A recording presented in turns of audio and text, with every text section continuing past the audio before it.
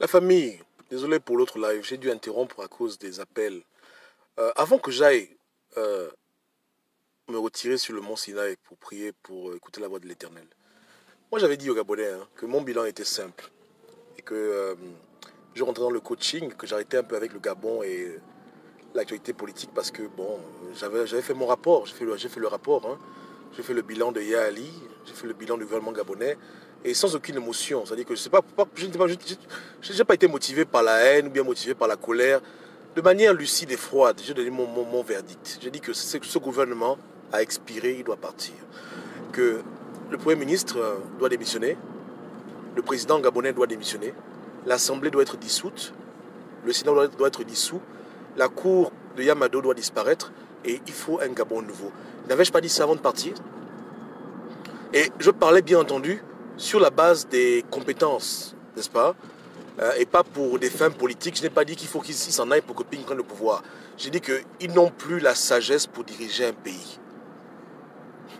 Ils n'ont plus l'assistance divine pour gérer un pays.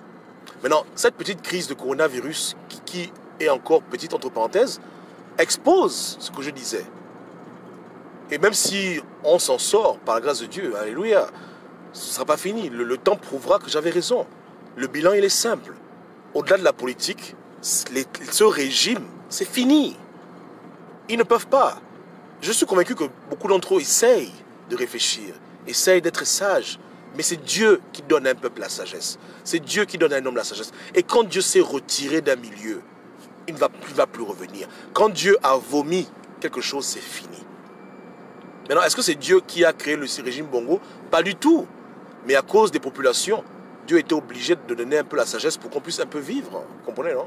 Voilà. Mais là, Dieu vraiment s'est retiré de ce gouvernement. Dieu n'est plus avec eux. Donc, même s'ils essayent de penser à faire du bien, tout ce qu'ils feront sera toujours négatif parce qu'ils n'ont plus l'onction du pouvoir. En un mot, de manière spirituelle, le pouvoir leur a déjà été retiré. Un peu comme le roi Saül, qui était roi en Israël, mais aux yeux de Dieu, c'était plus lui le roi. N'est-ce pas, non? On a un président, on a un premier ministre, on a des ministres, mais aux yeux de l'Éternel, Dieu ne les connaît plus. Dieu ne les voit plus comme des gens qui sont en charge de notre avenir. Dieu ne les voit plus comme des gens qui doivent décider de comment gérer nos richesses. Est-ce qu'ils peuvent comprendre ça? Est-ce qu'ils peuvent écouter la parole de l'Éternel? Et je fais que leur dire que quittez les choses avant que les choses vous quittent. N'est-ce pas, non? Je profite de leur gaffe pour leur rappeler ce que je leur ai dit. Les vidéos sont encore là, j'ai fait le bilan. Depuis 2009, on est remonté. On a fait la liste des choses, on a fait le bilan, on a pesé. On a fait le rapport. Rapport final, c'est fini pour vous. Laissez ça tranquille. N'est-ce pas, non? Au-delà de l'ego, Bachen, là maintenant c'est les vies humaines.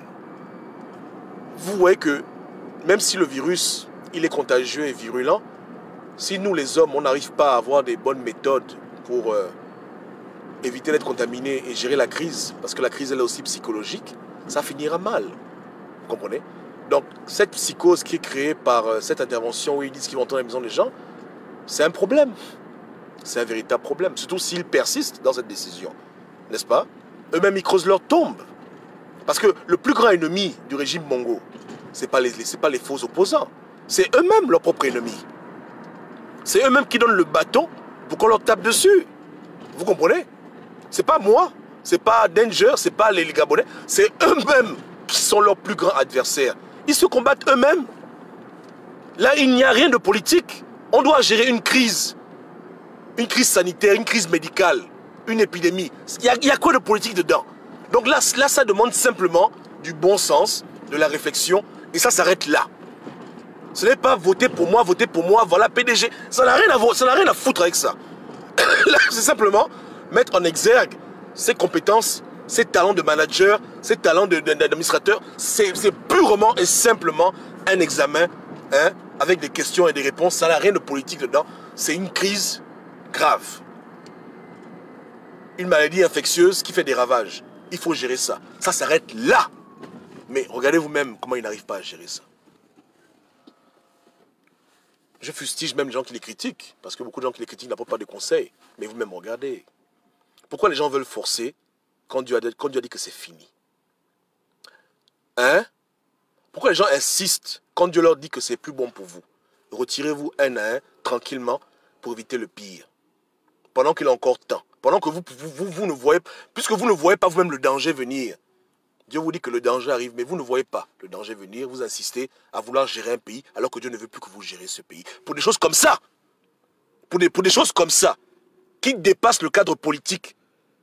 Des crises qui demandent simplement que des gens intelligents agissent. Dans l'intelligence et la sagesse pour éviter le pire. Rien à foutre avec le fait que je vais être ministre. Ça n'a rien à foutre avec ça. Ça, c'est les choses simples. Vous ne pouvez pas faire ça. Mais vous voulez rester là, assis sur une chaise, vous ne pouvez pas gérer quelque chose. C'est compliqué. Pourquoi les gens veulent le pouvoir, mais ils ne peuvent pas gérer le pouvoir?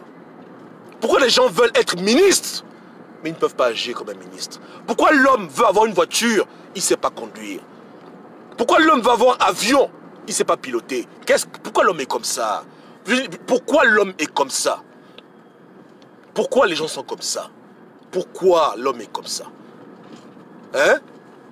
Pourquoi vouloir une chose qui te dépasse, pour lesquelles tu n'es plus apte à pouvoir opérer? Pourquoi l'homme est comme ça? Dites-moi un peu. Si tu as la réponse, envoie-moi ça en inbox. N'est-ce pas, non? Voilà. Hein? Donc moi ça me fait mal. Hein? Mais je dis que c'est comme ça. Quand Dieu retire le peu de sagesse que tu avais, tu deviens fou. Tu fais comme un petit fou. Quand c'est blanc, tu dis c'est vert. Quand c'est vert, tu dis c'est blanc. Quand il faut aller devant, tu vas derrière. Quand il faut aller derrière, tu vas devant. Des trucs simples, élémentaires. Quand il faut suivre les blancs, tu suis pas les blancs. Quand il faut les suivre, tu les suis pas. C'est que tu es toujours en décalage avec ce qui est bien. Malgré tes efforts, tu t'assois toute la nuit, tu réfléchis pour un plan. Quand le plan il sort, tout le monde t'insulte parce que tu as fait n'importe quoi. Pourtant tu as fait des efforts. C'est parce que, ouais, ils réfléchissent, ils transpirent, ils souffrent. Mais à la fin, le résultat est toujours négatif. Pourquoi? Parce que Dieu n'est plus avec toi. Parce que Dieu estime qu'aujourd'hui, en ce temps de crise, il y a d'autres personnes qui auraient dû gérer ça. S'il y a un problème de casting, là.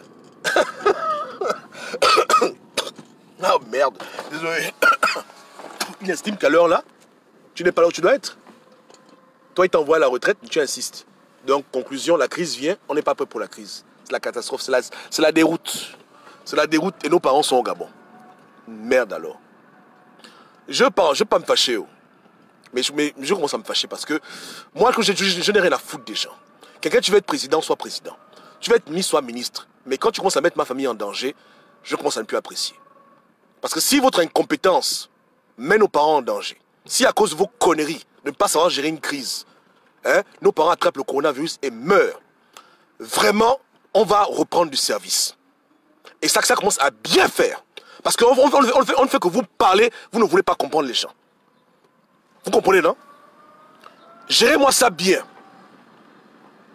Si même vous ne pouvez pas gérer cette crise, déléguez les pouvoirs à des gens qui peuvent gérer une crise, hein, de maladie dans un pays. Débrouillez-vous.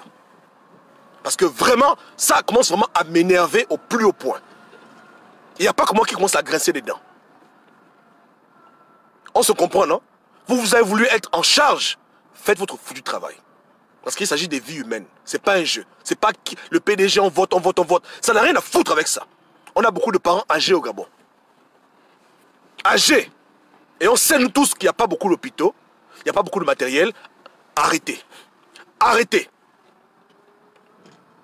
Je parle au Premier ministre et à toute son équipe et au président Ali Bongo qui veulent rester au pouvoir. Les gens qui aiment le pouvoir. C'est bien aimer le pouvoir. Mais ne vous amusez pas avec les parents des gens. Ne vous amusez pas avec la vie des gens. Vous comprenez, non? Tu veux piloter le bateau, c'est pas pour aller engloutir les gens comme le Titanic. Attention. Pilote ça bien. Parce que pour le bateau là, tu as tué les gens pour le bateau là. Tu as buté des gens pour rester comme commandant du bateau. Maintenant, pilote-le bien. Parce que là, on ne parle pas politique. Là, on parle de la vie des gens. Et c'est pas un jeu. En Amérique, les gens meurent. En France, les gens meurent. Attention à vos conneries. C'est trop maintenant. Attention. Que Dieu nous aide. Passez une bonne soirée. Je vais m'arrêter là. Ciao.